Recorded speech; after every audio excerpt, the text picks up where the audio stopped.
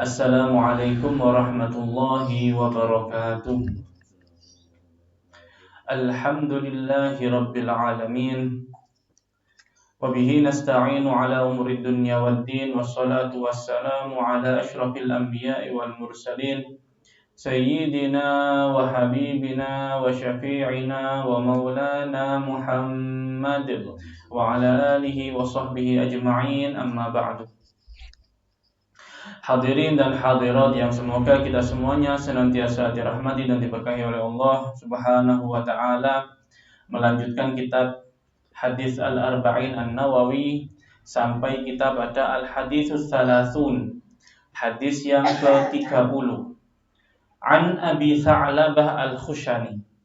Hadis ini diriwayatkan dari bapaknya Tha'labah Al-Khushani, namanya Jurthum bin Nashir, Jurthum bin Nashir radhiyallahu anhu an Rasulillah sallallahu alaihi wasallam.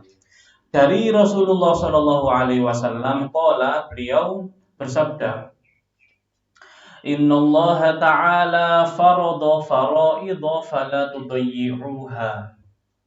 Sesungguhnya Allah telah menfardukan, telah mewajibkan kewajiban-kewajiban, fala tudayyi'uha, maka janganlah kalian melalaikannya.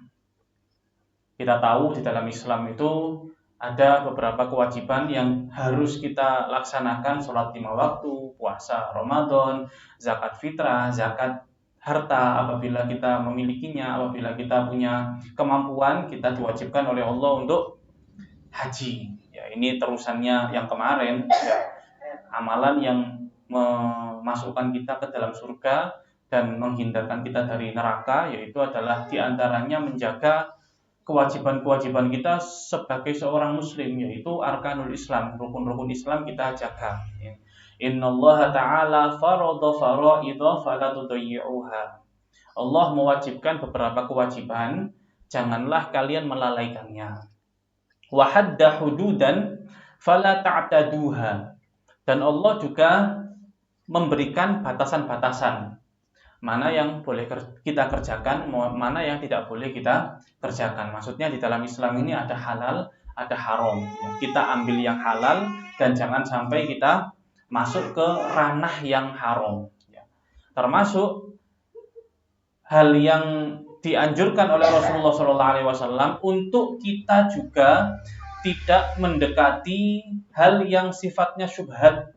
Seperti pada hadis-hadis yang telah kita baca sebelumnya, ranah-ranah syubhat itu kita hindari. Karena apa? Karena siapa yang masuk di dalam ranah syubhat, maka berpotensi untuk masuk juga di dalam ranah yang haram. Sehingga kita harus tahu batasan-batasan itu dari mana? Dari belajar. Tidak akan tahu batasan-batasan Islam kecuali dengan belajar, supaya kita tidak melanggar aturan Islam, sehingga kita wajib untuk belajar. Wa harrama asya'a fala tantahikuha.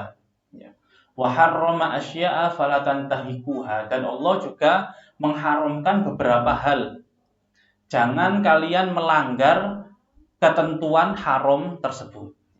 Wasakata an asya'a rahmatan lakum ghairu nisyanin fala tabhatsu anha. Dan Allah Ta'ala diam akan beberapa hal, dan diamnya Allah itu karena rahmat kepada kalian, karena menyayangi kalian. Allah diam dari beberapa hal karena rahmat kepada kalian. Ghairu nisyanin, bukan karena sebab lupa. Allah tidak menjelaskan suatu hal itu bukan karena lupa, tapi itu agar memberikan kasih sayangnya kepada para hambanya. Banyak kan hal-hal yang tidak diterangkan oleh Allah Ta'ala. Seperti misalnya kita katakan saja di dalam bab makanan, apel, jeruk, itu masa diterangkan sama Allah Ta'ala? Kan enggak. Kan kaedahnya adalah kaedah umum. Kaedah umum itu apa? Yang tidak diharamkan dan tidak berbahaya untuk badan, yaitu boleh untuk dikonsumsi. Kan seperti itu. tidak diharamkan Allah dan tidak berbahaya kepada badan kita, kepada akal kita. Nah, misalnya kecubung, ya kecubung itu kan berbahaya kepada akal. Terus orang mengkonsumsinya kemudian teler, ya teler itu namanya apa? Berbahaya kepada akal. Nah itu nggak boleh dikonsumsi. Tapi di dalam dunia ini banyak sekali hal-hal yang tidak diterangkan oleh Allah Ta'ala, ya kita disuruh untuk berpikir sendiri. Apakah ini manfaat atau ini membawa madorot, ya membawa suatu kerugian atau suatu bahaya di dalam kehidupan kita. Ya, tapi tidak karena lupa Allah Ta'ala tidak menjelaskannya. Fala tabhasu anha, maka jangan mencari-cari, ya jangan mencari-cari. Kalau di dalam kitab-kitab penjelasan tentang hadis ini, di antara hal yang tidak boleh kita cari-cari itu adalah tentang hakikat Allah gitu. Kadang manusia, Rasulullah sendiri yang menjelaskan, kadang manusia itu ngelamun kemudian dia ngelamun di dalam hakikat zat Allah Ta'ala. Ya. Allah itu gimana ya, kok rupanya seperti apa ya? Ada di mana ya? Kok bisa menciptakan segala sesuatu ini ya?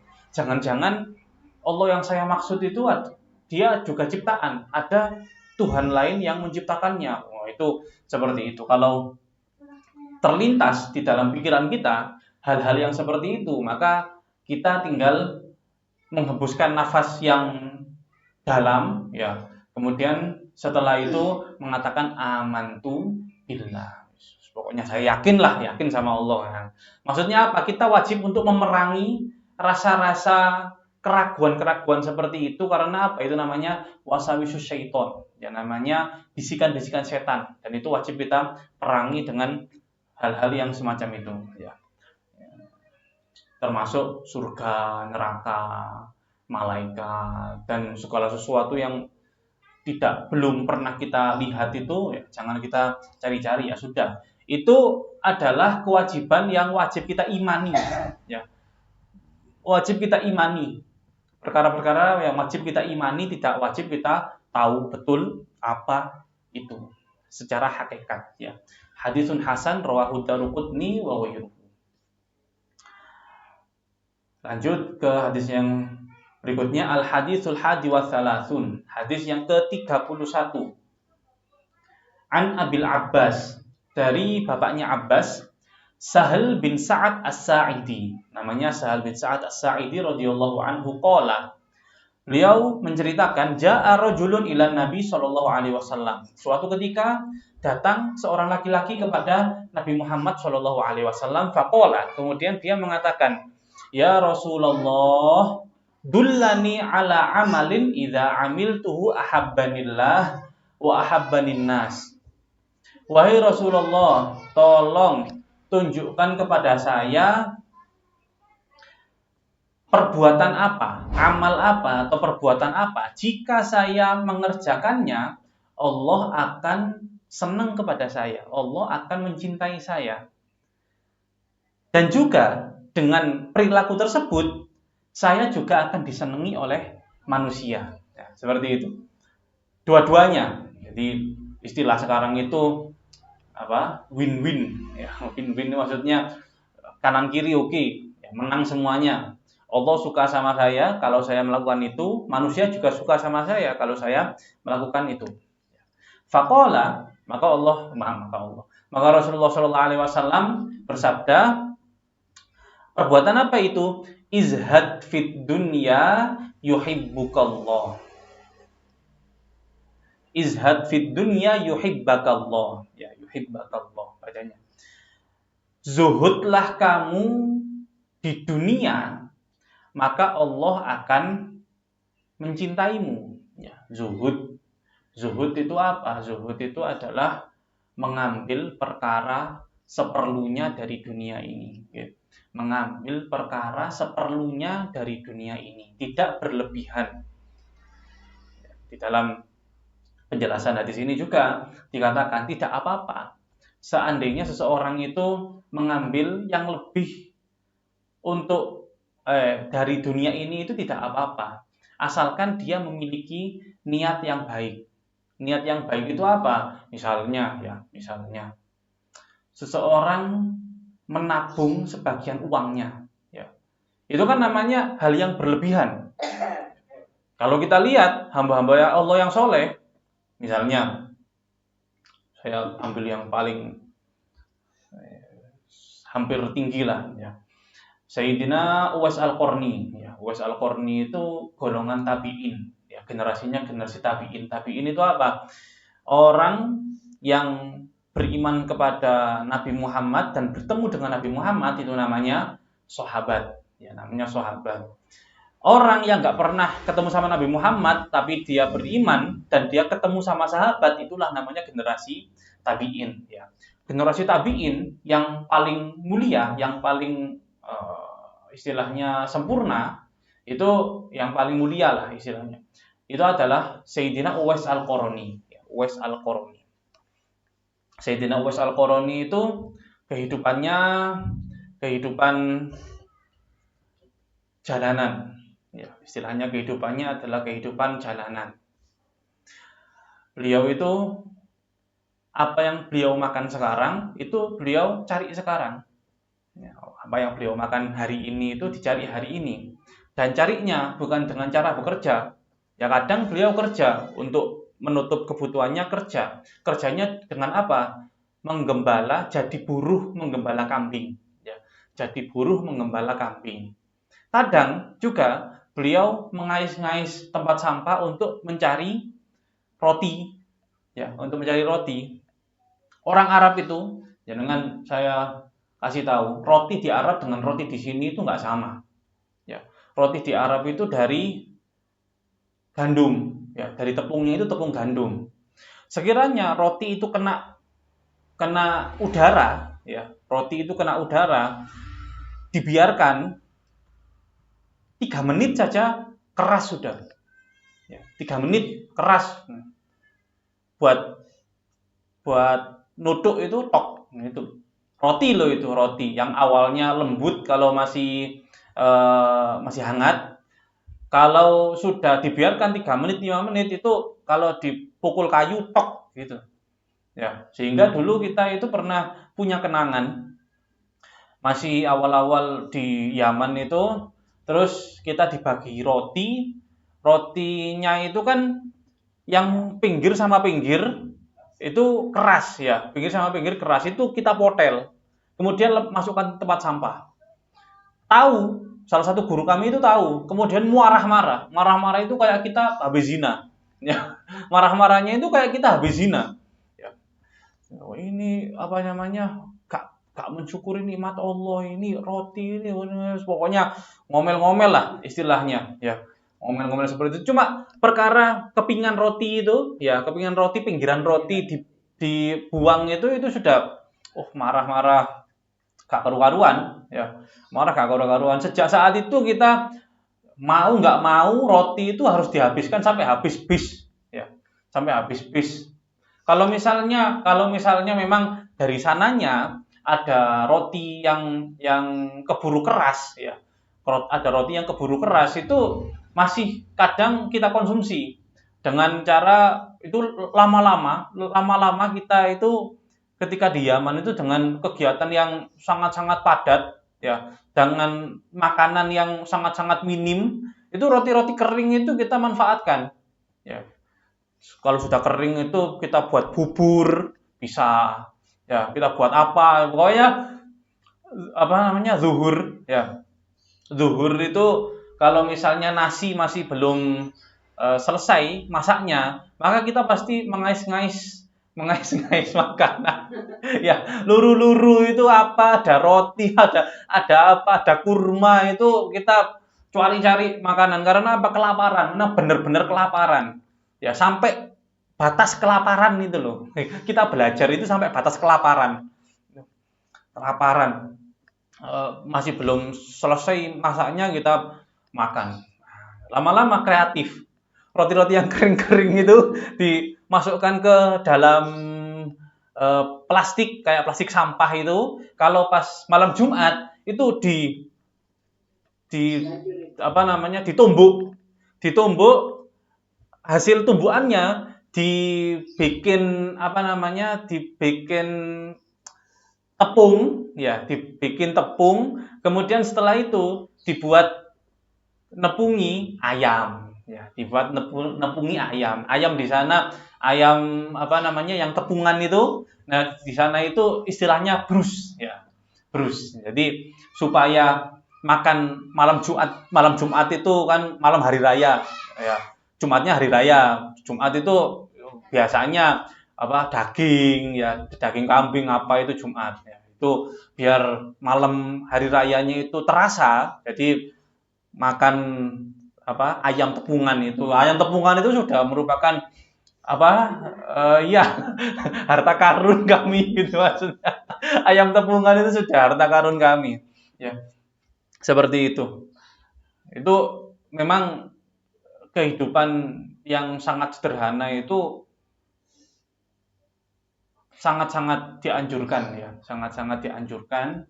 Izhad fid dunya yuhibbakallah, ya. Izhad fid dunya yuhibbakallah. Hiduplah, ambillah sesuatu dari dunia ini yang tidak berlebihan sehingga Allah itu bisa mencintai kamu. Orang kalau ngambil dari dunia tidak berlebihan, maka dia hatinya ini tidak akan kebergantungan kepada dunia. Itu loh intinya. Hatinya tidak akan kebergantungan kepada dunia. Wes Al-Qarani tadi masih belum selesai, ya. Wes Al-Qarani itu ngais di sampah, kadang dapat roti, itu kadang masih rotinya itu dibuat berbagi sama anjing. Ya. Ada anjing yang datang gitu, kemudian, nah, ini bagian saya, ini bagian kamu. Gitu. Ada anjing, makan bareng anjing. Ya. Ini bagian saya, ini bagian kamu. Ya. Kemudian habis dia makan sama anjing itu terus doa. Ya Allah, jika malam ini ada orang kelaparan bukan tanggung jawab saya, ya. Gitu. Ya Allah, jika malam ini ada orang kedinginan nggak punya pakaian bukan tanggung jawab saya, ya. Karena apa? Apa yang dia hasilkan, dia kerja mungkin, itu sebagian dia makan, sebagian dia sedekahkan. Sampai dia ngais di tempat sampah itu sebagian dia makan, sebagian dia kasih anjing. Itu loh maksudnya. Jadi, ya Allah, malam ini kalau misalnya ada orang lapar bukan tanggung jawab saya, ya. Misalnya malam ini ada orang kedinginan, nggak punya pakaian bukan tanggung jawab saya. Karena apa yang saya punya sudah saya keluarkan. Ya, itu tingkatan gak nutut. Gak nutut kita seperti itu, ya. Misalnya saya tadi ngomong nabung dengan niatan apabila kita nanti ada keperluan tidak sampai nyusahkan orang. Nah, itu juga tidak apa-apa, ya, tapi semestinya saja, gitu loh maksudnya, semestinya saja seperti itu. Ya. Saya kalau cerita dulu masih mondok yang di sini, bukan yang di Yaman, yang di sini itu memang benar-benar menjiwai sekali. Nggak tahu siapa yang ngajari saya, tapi saya menjiwai sekali ini. Hidup sederhana ini sangat menjiwai sekali. Jangan tanya ke orang tua saya, uang yang dikasih orang tua saya, itu misalnya jatahnya 50.000, saya ambil 20.000. Ya. Yang lainnya saya suruh bawa pulang. Sudah, saya merasa cukup dengan 20.000 ini. Sedangkan yang lainnya itu standarnya ya lebih dari itu. Tapi saya merasa cukup dengan 20.000 itu. Karena apa?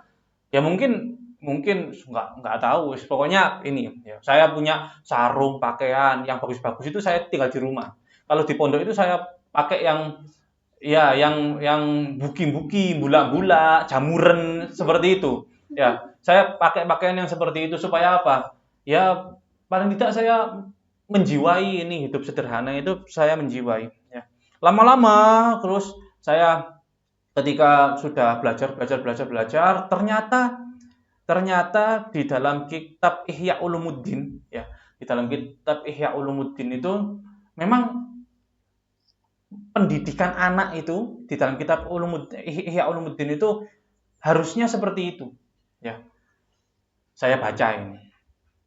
Ini saya baca mulai sinilah. Orang kalau anak itu sudah umur tamyiz, umur 7 tahun, umur 8 tahun itu, beliau mengatakan, Imam Ghazali mengatakan, wayam bagi ayyumna'a 'anin naumi naharon fa innahu yurisul kasal. Anak-anak itu seharusnya dia dilarang untuk tidur siang, ya. Dilarang untuk tidur siang. Karena apa? Karena itu menyebabkan malas, katanya. Wa yumna'ul furush an-na'imah wal layyinah hatta tatasallab a'dha'uhu. Dan semestinya anak-anak itu dia tidak diberi kasur yang nyaman. Ya. Semestinya dia tidak diberi kasur yang nyaman, katanya apa? Hingga badannya ini mengeras. Badannya ini padat, tidak lembek. Kata beliau seperti itu. Wa yu'awwidul khusyuna fil mafrosh wal malbas wal mat'am. Dan harus dibiasakan si anak itu untuk prihatin. Dibiasakan anak itu untuk prihatin. Prihatin di dalam bab tempat tidurnya, di dalam apa yang dia pakai dan apa yang dia makan. Seperti itu. Apa ini dampaknya untuk kedepannya? Anak itu tidak akan pilih-pilih. Ada makanan, enak, dia makan dan dia syukuri. Gak enak, dia makan untuk nyambung hidup. Gimana lagi? Ya, saya butuh hidup dan adanya makanan yang seperti ini. Enggak terus ketika anak itu sudah terbiasa enak, kemudian ketemu nggak enaknya, kemudian dia tantrum. Yang repot siapa? Orang tuanya sendiri. Yang repot orang tuanya sendiri. Berapa banyak orang tua yang kemudian menyesali ketika anaknya itu dimasukkan ke pondok, anaknya gak mau untuk makan jatah dapur. Gara-gara apa? Nasinya keras. Apa? Gitu. Telur dicampur sama tepung, telurnya 3, tepungnya 1 kilo. Bayangkan, saya dulu seperti itu, sekarang enggak. Sekarang sudah enak, hidup enak sekarang sudah. Tapi ya gitu, bodoh-bodoh sekarang. Iya, saya berani ngomong gitu, bodoh-bodoh sekarang. Saya ini penyeleksi calon mahasiswa yang akan berangkat ke Yaman sana. Itu saya nyeleksi itu dari berbagai pondok, dan santri dari berbagai pondok itu mungkin dari 100 orang yang bisa baca kitab itu 20-30 orang. Lainnya itu rata-rata bodoh. Karena apa? Hidupnya gak prihatin. Ya, hidupnya gak prihatin. Akhirnya anaknya gak mau untuk istilahnya makan jatah di pondok, jatah dapur, akhirnya orang tuanya nambah biaya lagi untuk apa? Untuk catering dan lain sebagainya. Ya, siapa yang salah? Salahnya orang tuanya. Mulai kecil kok gak dibiasakan hidup sederhana, tidak biasakan untuk hidup prihatin. Itu loh maksudnya, ya. Jadi bukan masalah kita ini tidak sayang anak atau apa. Justru hal yang seperti itu namanya sayang anak. Kedepannya itu loh, kedepannya, ya. Saya sering ngomong sama istri saya, ya. Aku ora urip terus. Lah aku mati, ya. Kalau saya mati, keinginannya banyak, pengen apa. Saya enggak, saya ngomong tabung, uang itu ditabung. Kalau besok saya mati, kamu punya uang. Iya, berkali-kali saya ngomong seperti itu. Kalau besok ini saya mati, kamu punya uang untuk menghidupi kamu dan anak kamu. Gak bingung kamu. Seperti itu. Karena orang gak setiap hari, gak selamanya bisa mencukupi gitu loh maksudnya. Besok saya stroke, besok saya mati, gak ada tabungan. Terus bingung. Itu. Yang kita pikir itu adalah jangka panjang. Bukan sekarang, ya. Yang kita pikir itu jangka panjang, bukan sekarang. Izhad fid dunya yuhibbakallah. Sederhanalah atau ambillah secukupnya dari dunia ini supaya apa? Supaya kamu itu dicintai Allah. Karena ketika kamu tidak kebergantungan kepada dunia, maka kamu akan hanya bergantung kepada Allah Ta'ala. Hanya bergantung kepada Allah Ta'ala. Ada orang yang As-Sayyid Muhammad bin Ali al-Maliki, itu seorang ulama besar di Mekah sana. Itu beliau ya ngambil tengah-tengah. Ya. Kalau pesan hotel gitu, pesan hotel yang paling bagus. Ya. Pesan hotel yang paling bagus. Kemudian masuk hotel, tidurnya di lantai. Gak tidur di kasurnya. Beliau ngomong apa? kamar ini saya menghormati ilmu saya. Ya. Apa kata orang? Saya ulama terkenal gini gitu, kemudian saya mesen kamar yang jelek. Ya, nanti orang berpikiran, lihat itu, jangan kamu jadi orang alim, melarat kayak orang itu ya. Supaya saya tidak diomongkan orang seperti itu, saya pesen kamar yang paling bagus. Kamar ini untuk ilmu saya, tapi untuk diri saya tidur di lantai. Wah, seperti itu. Ya, untuk diri saya tidur di lantai. Lebih ke belakang lagi, Al-Imam Ali Zainal Abidin. Ya, Al-Imam Ali Zainal Abidin itu kalau yang dipakai di luar, ya dipakai di luar yang kelihatan orang itu dipilih pakaian yang paling bagus. Tapi kalau yang sebelah dalam itu bolong-bolong. Ya, ada orang kemudian suatu saat tanya, loh, kenapa kok engkau perilakumu seperti itu? Iya, yang luar ini dilihat orang. Ya, yang luar ini dilihat orang. Saya ini orang berilmu. Orang itu harus melihat saya sebagai salah satu ikonnya Islam. Ya, salah satu ikonnya Islam. Islam itu tidak boleh rendahan. Islam itu harus mulia. Tapi untuk diri saya, supaya untuk menghancurkan nafsu saya ini, yang dalam itu tetap saya pakai yang tambal-tambalan, yang bolong-bolong. Supaya apa? Saya tetap ingat, gak terus lupa daratan. Ya, saya tetap membumi seperti itu. Bagaimana para ulama, orang-orang yang menjiwai hadis-hadis seperti ini, mereka hidup, ya, mereka hidup bagaimana seperti itu.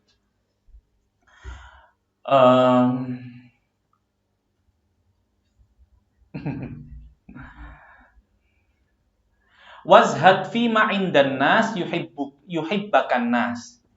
Dan zuhudlah kamu di dalam apa yang dipunyai oleh manusia, maka manusia akan suka kepada kamu.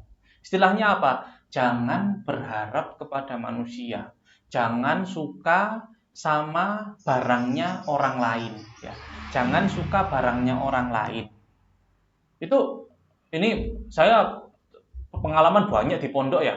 Jadi saya cerita itu mungkin di pondok supaya gambaran pondok itu miniaturnya dunia. Gambaran ini. Kadang anak di pondok itu ijol-ijolan, ya, tukar-tukar pakaian gitu, ya, tukar-tukar pakaian apa gitu. Itu termasuk salah satu perilaku yang terlarang dan tidak dibolehkan. Sebetulnya di dalam aturan itu termasuk perilaku yang terlarang dan tidak terbolehkan itu, dan termasuk pelanggaran itu adalah saling, ya, tukar menukar, bukan tukar kepemilikan ya, tapi tukar ya cuma pakai saja ya. Karena apa? Kok nggak seperti itu? Tidak bersyukur dengan apa yang dia punya, ya. Tidak bersyukur dia dengan apa yang dia punya.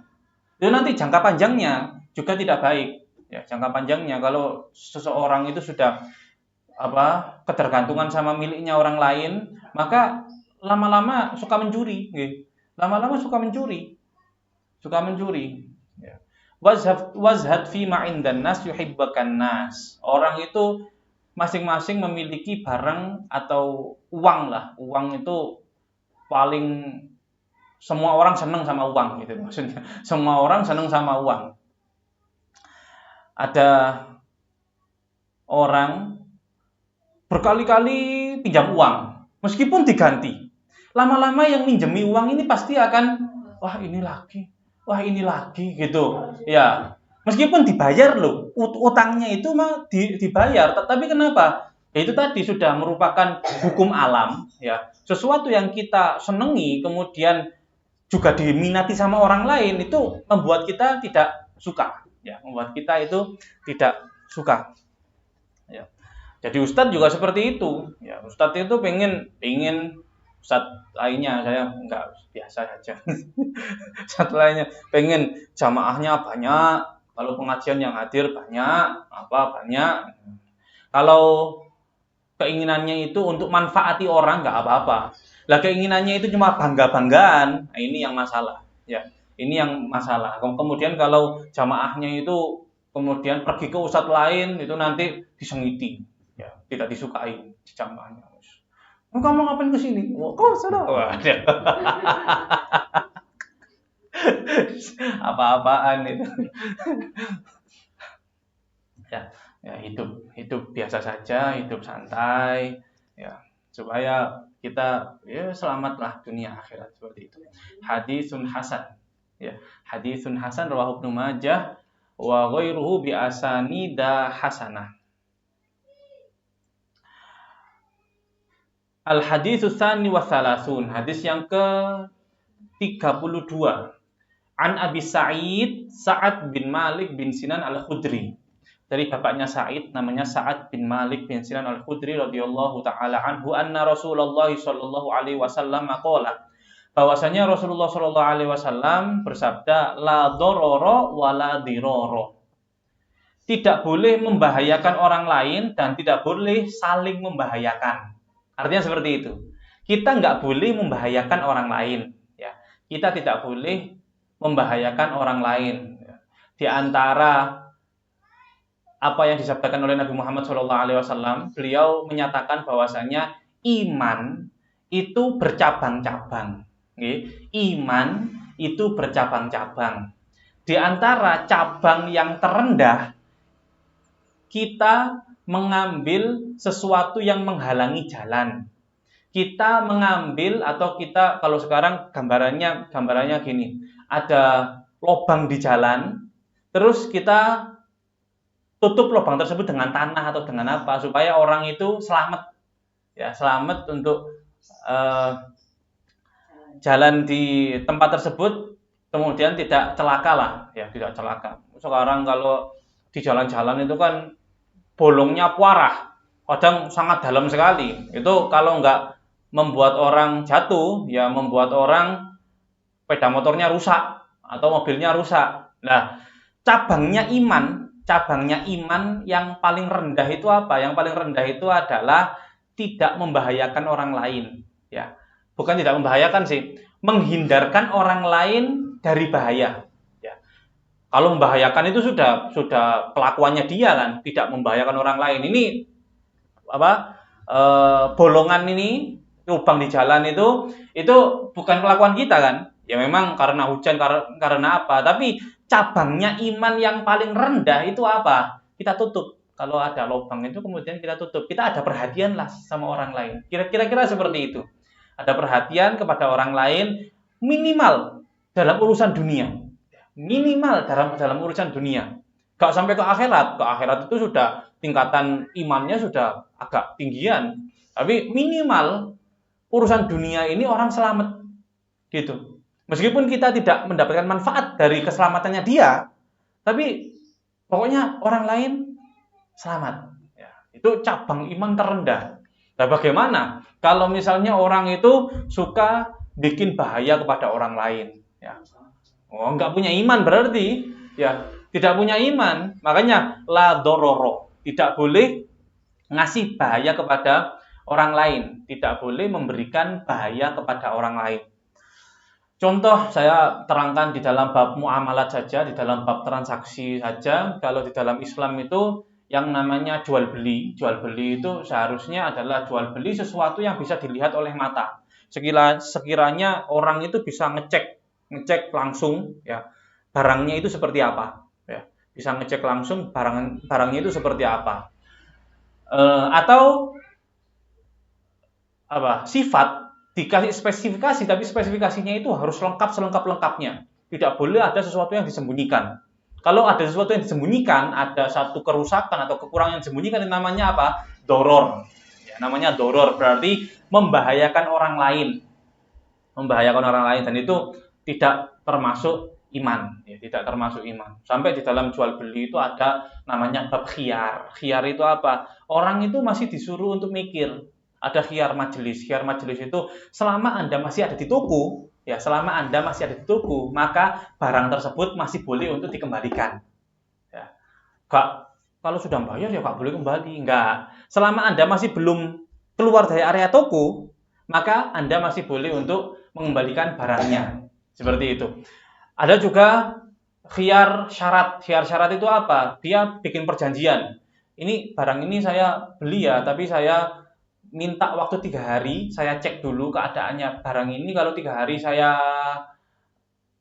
khiar aib sih itu, khiar aib. Kalau 3 hari saya nemukan ada kekurangan atau ada sesuatu yang tidak beres, maka boleh saya kembalikan ya. Seperti itu, Islam itu ada seperti itu. Bahkan yang tidak ada kekurangan, tidak ada kerugian di dalam suatu barang, kalau seseorang itu beli dan tidak berpikir panjang ketika beli, ada orang mau beli HP, beli keperluannya itu ya cuma buat keperluan biasa-biasa saja. Ya beli HP seperti ini 1 jutaan, dia sebetulnya sudah bisa. Tapi kemudian karena tren atau karena pengaruh dari apa gitu, kemudian dia beli HP-HP yang mahal, ya beli HP-HP yang mahal. Kemudian setelah dia beli, pulang di rumah gak ada beras. HP-nya mahal, di rumah gak ada beras. Ya, di rumah gak ada beras, tiba-tibanya ngelihat orang tuanya sakit, kemudian akhirnya dia menyesal. Ngapain saya beli ini ya?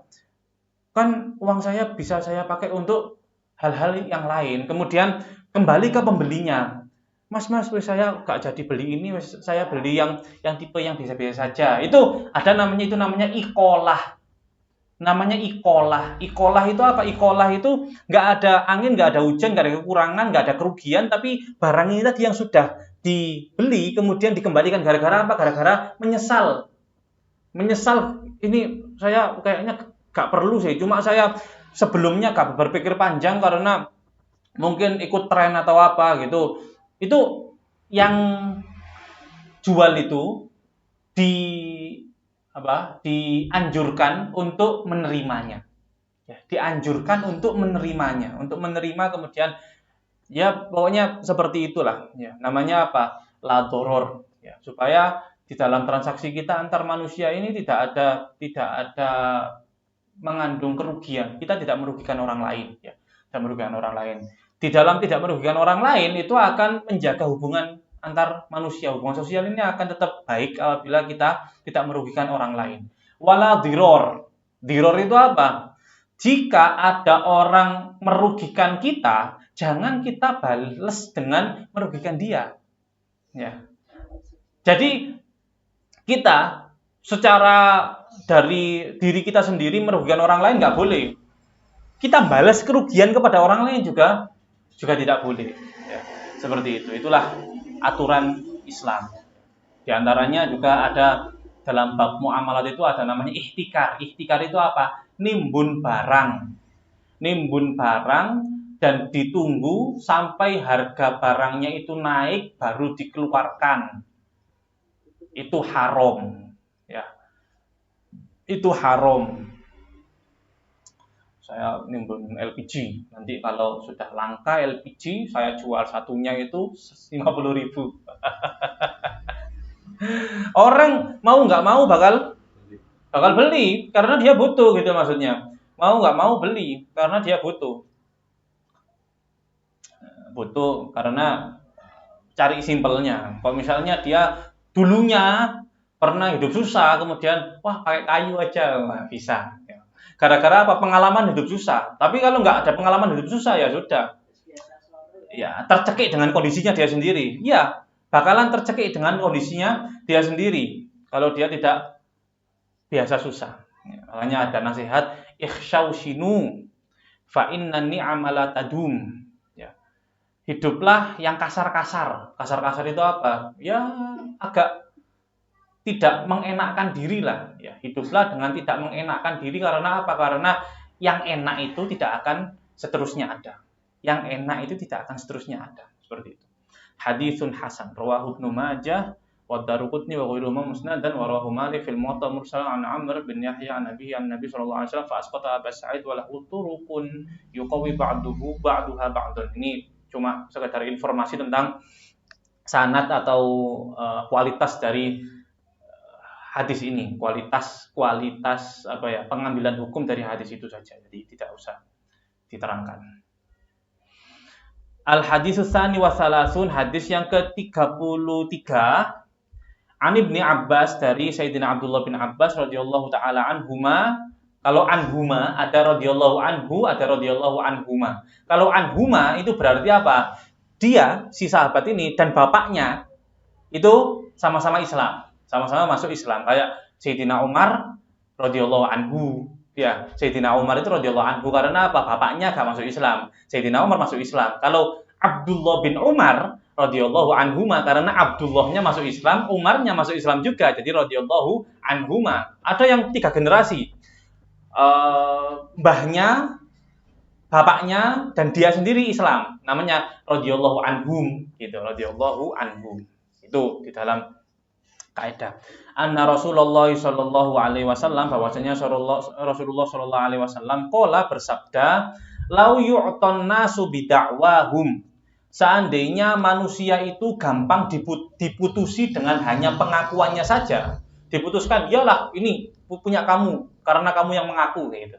Ya, itu lau yu'ton nasu bid'awahum, kalau seandainya manusia itu diberi sesuatu karena hanya sekedar pengakuan dia saja, ladda'a rijalun amwala qaumin wa dima'ahum. Pasti ada banyak orang yang akan mengklaim harta orang lain dan tanah dan darahnya orang lain, ya, hartanya orang lain dan darahnya orang lain.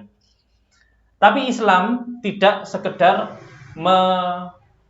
memutuskan sesuatu hanya dengan pengakuan saja.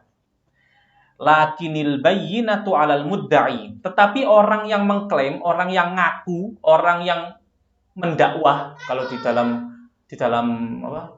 pengadilan itu orang yang mendakwah itu dia harus punya bukti. Dia harus punya bukti. Tidak hanya sekedar klaim saja, tapi harus punya bukti. Wal yaminu 'ala man angkar. Dan orang yang lawannya ini apa berarti? Terdakwa.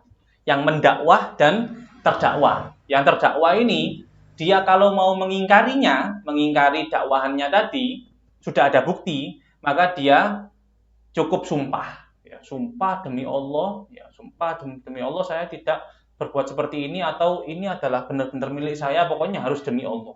Ya, pokoknya harus demi Allah. Untuk menangkal dakwah yang dibarengi dengan bukti tadi, harus dia bersumpah. Kalau bersumpah itu nanti si hakim ini nanti memutuskan sesuatu ya berdasarkan dengan sumpahnya, dengan omongannya. Nanti kalau sudah sumpah demi Allah, kan nanti urusan dia sama Allah Ta'ala. Ya, urusan dia sama Allah Ta'ala. Karena apa? Gini, barang itu benar-benar akan menjadi kepemilikan seseorang yang memegangnya. Misalnya gini. Ini HP saya pegang. Kemudian ada orang tiba-tiba dia ngelapor ke polisi misalnya. Itu orang itu ngambil HP saya, misalnya ya. Orang itu ngambil HP saya. Ya. Karena HP ini ada di tangan saya, maka ya ini tidak bisa dia mengatakan bahwasanya ini adalah miliknya si orang tersebut. Dakwahannya itu ditolak. Karena apa? Dia nggak punya bukti. Buktinya kan apa? HP-nya di tangan siapa? Di tangan saya. Kalau HP di tangan saya berarti ya ini jelas punya saya, mungkin ada di tangan saya. Kemudian kalau misalnya gini, HP ada di tangan dia, ya, HP ada di tangan dia. Kemudian dia yang mendakwa, saya yang terdakwa. Ini loh orang ini dia ingin untuk mengambil HP saya, ya. Dia ingin untuk mengambil HP saya, padahal HP saya pegang. Ya. Ini kan posisinya saya ini terdakwa. Terdakwa ini dia sumpah, gitu maksudnya. Yang terdakwa ini dia sumpah. Ini kalau hukum di pengadilan saya nggak tahu. Ya. Saya sekolahnya sekolah pendidikan, bukan sekolah hukum. Jadi saya nggak tahu. Tapi secara Islam seperti itu. Di dalam fikih itu harus ada bukti. Kalau ada bukti, kemudian yang pihak lain yang terdakwa itu tadi dia mau menangkalnya itu dengan sumpah, seperti itu. Hadisun hasan rawahul Baihaqi wa ghairuhu hakadza wa ba'duhu fi sahihain. Satu lagi. Ini kurang 1 menit. Al haditsur rabi' was salasun, hadis yang ke-34. An Abi Sa'id Al-Khudri radhiyallahu anhu qala sami'tu Rasulullah sallallahu alaihi wasallam. Abu Sa'id Al-Khudri beliau menceritakan bahwasanya beliau pernah mendengar Rasulullah sallallahu alaihi wasallam yaqulu, mengatakan, man ra'a minkum munkaron falyughayyirhu biyadihi. Barang siapa dari kalian yang melihat suatu kemungkaran, hal yang tidak baik, falyughayyirhu biyadihi, maka hendaklah dia merubahnya dengan tangannya. Hendaklah dia merubahnya dengan tangannya. Dengan tangan ini dikatakan orang yang memiliki kekuasaan itu wajibnya, orang yang berkuasa itu wajibnya untuk menghapuskan kemungkaran dengan tangannya, dengan kekuatannya, dengan powernya. Ya. Misalnya kita yang melihat kemungkaran tersebut, kemudian ada di suatu kampung ada satu bangunan, di bangunan tersebut dibuat untuk perzinahan misalnya. Kita misalnya mau ngelabrak sendiri, kita kalah power. Ya. Supaya kita bisa untuk merubah kemungkaran tersebut, maka kita perlu lapor polisi misalnya itu. Itu masuk ke yang kedua. Polisi itu mereka memiliki power yang bisa nutup tempat tersebut, bisa membubarkan tempat tersebut, itu seperti itu. Itu namanya falyughayyirhu biyadihi. Kalau dia punya power, kalau nggak punya power ya fa illam yastati' fa bilisanihi. Kalau dia nggak bisa dengan tangannya, dengan kekuatannya, dengan powernya, maka dengan lesannya. Ya, dengan lesannya. Dengan cara apa? Negur, ngasih nasihat, melaporkan, itu namanya falyughayyirhu bilisanihi. Merubahnya itu dengan lesan, ya, merubah dengan lesan. Fa illam yastati' fa biqalbihi. Apabila dia nggak bisa dengan lesan, merubah dengan lesan, maka dia cukup ingkar dengan hatinya. Kata para ulama, ingkar dengan hati itu seperti apa? Ingkar dengan hati itu sambil kemudian kita tidak kumpul-kumpul dengan perkumpulan maksiat tersebut. Kalau kampungnya seluruhnya ini isinya maksiat, ya kita pindah dari kampung tersebut. Ya, pindah dari kampung tersebut. Kalau sudah nggak bisa dirubah, sudah ya kampung semuanya bejat, kemudian sudah kita lakukan perundingan, kita laporkan begini dan begitu, kita kirim surat ke wakil rakyat, nggak bisa, ya sudah. Kita yang ingkar dengan hati itu kalau tetap kumpul di situ namanya apa? Setuju. Ya. Untuk mengekspresikan ingkar dengan hati itu apa? Kita pindah. Kalau tetap kumpul di situ saja namanya apa? Setuju. Ya namanya itu setuju. Ya, ada perkumpulan. Teman-teman itu mereka, teman-teman kita misalnya, mereka mau mabuan. Meskipun kita tidak ikut mabuk sama mereka, tapi kita ada di tengah-tengah mereka, namanya apa? Setuju dengan perilaku maksiat mereka. Caranya biar ingkar dengan hati itu seperti apa? Tinggalkan mereka. Ya, jangan kumpul dengan perkumpulan mereka, seperti itu. Wadzalika at'aful iman, dan itu adalah iman yang paling lemah. Ya. Ingkar dengan hati itu adalah iman yang paling lemah. Iman yang paling lemah, seperti itu. Lihat orang mokel diajak jalan-jalan, ya, jangan terus dikumpulin. Iya Pak, enak. Masuk.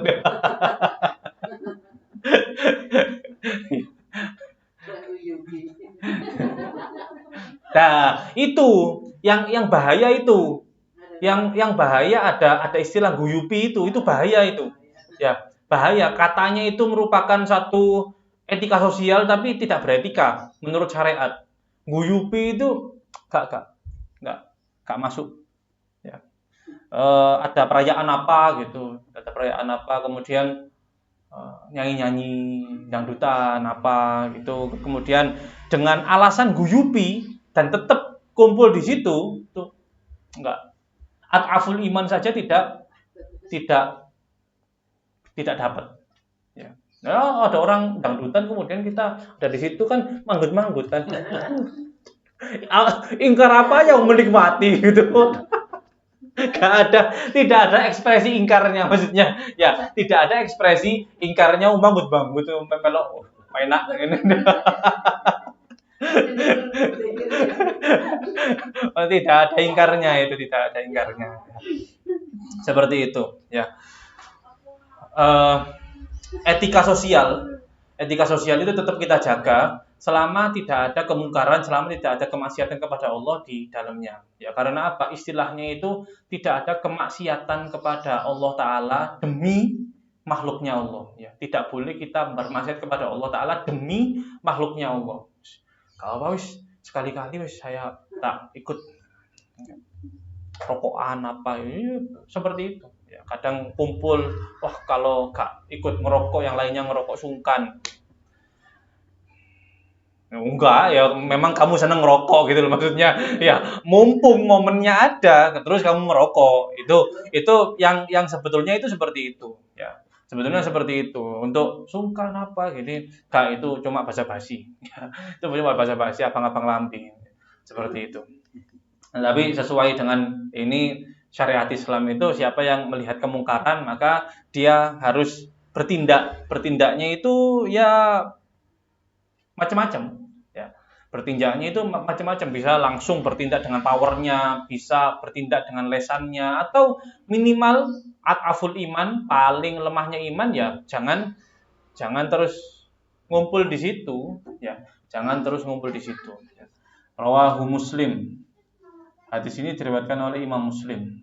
Perkara ada, wadah kok kiai itu dia kumpul sama apa pelacur-pelacur, kiai itu seperti ini, kiai itu seperti itu, ya itu kan kiai, kamu kan gak kiai gitu loh. Masalahnya imanmu itu semana, ya. Iman kamu itu semana. Kok kemudian mau mengikuti jejaknya itu, iman kamu semana. Kalau apa namanya?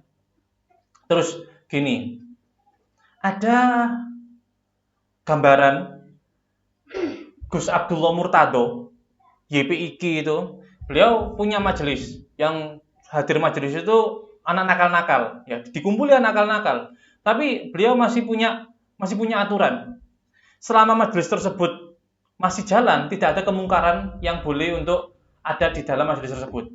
Maksudnya apa? Ya yang perempuan-perempuan kalau mau ikut di situ ya paling enggak mereka pakai jilbab gitu loh maksudnya. Pakai kerudung, ya bagaimana bentuk kerudungnya pokoknya berusaha ditutupi lah, ya.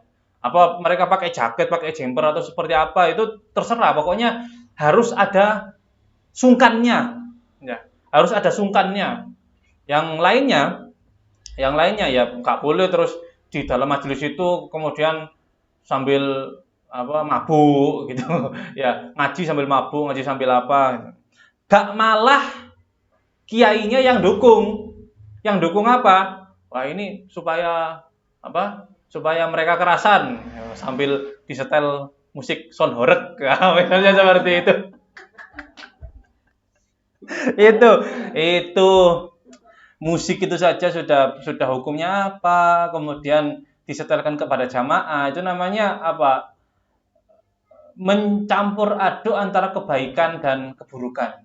Ya, kemarin ini ada seorang pendakwah namanya siapa itu? Gus Ismail Khalili, ya. Gus Ismail Khalili itu beliau menanggapi fenomena yang seperti itu, beliau mengatakan gini, kalau dakwahnya semacam Wali Songo, ya, dakwahnya semacam Wali Songo yang mereka itu pertama awal-awal dimaklumi. Sambil dimaklumi itu kemudian dibawa ke arah yang lebih positif. Gak masalah. Lah masalahnya yang dipraktekkan sekarang itu bukan seperti itu. Ya terus saja. Bukan ya yes, nggak apa-apa. Sekarang di setel musik sound horeg, sekarang saja ya, sekarang tok lo ya, sekarang tok. Nanti lain kali nggak boleh lagi. Kak, setiap majelisnya horeg, ya. Setiap majelisnya horeg. Ini menuju ke arah kebaikan yang mana? Nah, katanya dakwah yang model apa? Kenapa kok dakwahnya dicampuri dan masih melestarikan hal-hal yang tidak baik, ya. Terus dilestarikan di dalam, apakah itu merupakan satu tindakan untuk narik ke arah yang baik atau malah menyetujui? Gak apa-apa wis, Kamu seneng gitu, saya tak seneng juga sama kamu. Seperti itu ya. Itu gak bukan bukan kalau misalnya gini ya, misalnya contohnya ini biasanya majelisan. Contohnya ini majelisan, kemudian majelisnya besar, tidak bisa dikontrol.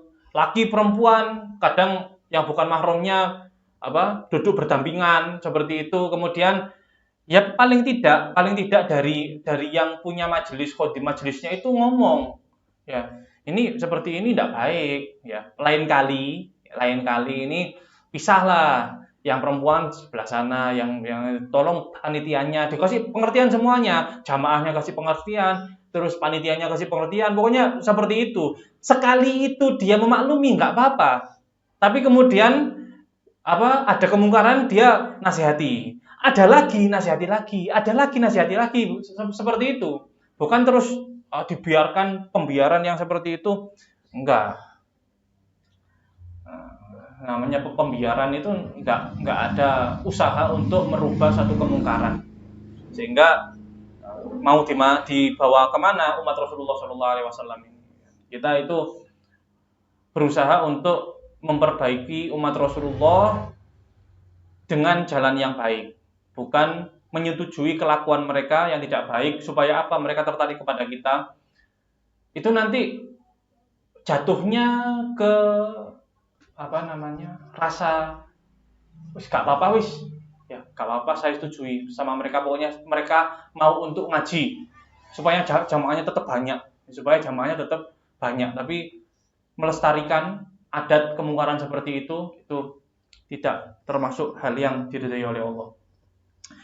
Sudah, semoga apa yang kita baca pada sore hari ini membawa manfaat di dalam kehidupan kita. Ini kurang sedikit 8 hadis. 8 hadis berarti Senin, Selasa, Kamis, Jumat. Oh cukup lah. Nanti Selasanya wallahu alam, nanti ngaji apa enggak itu Selasa itu masih nggak tahu. Kalau Senin besok ngaji, Kamis ngaji, Jumat penutupan, Jumat khataman. Bismillahirrahmanirrahim. Asyhadu an la ilaha illallah, astaghfirullah, nas'aluka ridhaka wal jannah wa na'udzu bika min sakhatika wan nar. Asyhadu an la ilaha illallah, astaghfirullah, nas'aluka ridhaka wal jannah wa na'udzu bika min sakhatika wan nar.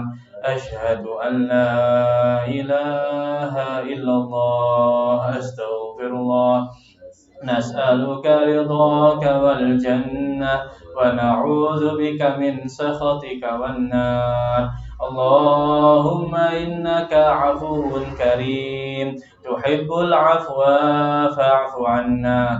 Allahumma innaka 'afuwun karim, tuhibbul 'afwa fa'fu 'anna. Allahumma innaka 'afuwun karim, tuhibbul 'afwa fa'fu 'anna ya karim.